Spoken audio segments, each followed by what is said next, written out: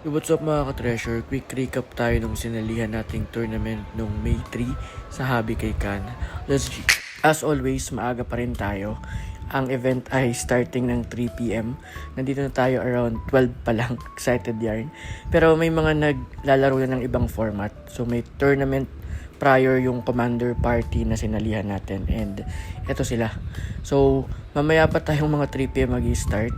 Pero eto yung main pad na sinalihan ko.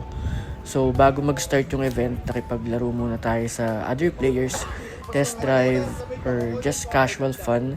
Ayan, so enjoy na enjoy si Kuya. Ayan, talaga namang nakakatawa silang kalaro. Medyo yung ibang deck lang ay sobrang lakas. But ayan, nag-start na yung commander party na sinalihan natin, which is the Strixhaven. And talaga namang napakaganda ng event na ito. Yung pad na nalaruan ko is like ito, the Group 4. Shoutout sa inyo. Very casual lang kami. Like, hindi siya salty game. And it's really fun to be with these guys.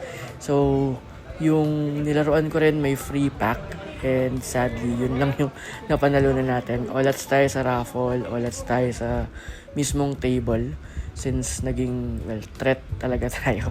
But, ayun, yung nakuha lang natin ay yung pre-pack ng tournament na sinalihan natin. But overall, it's a fun game, fun pod, and ito pala yung nakuha natin for the event.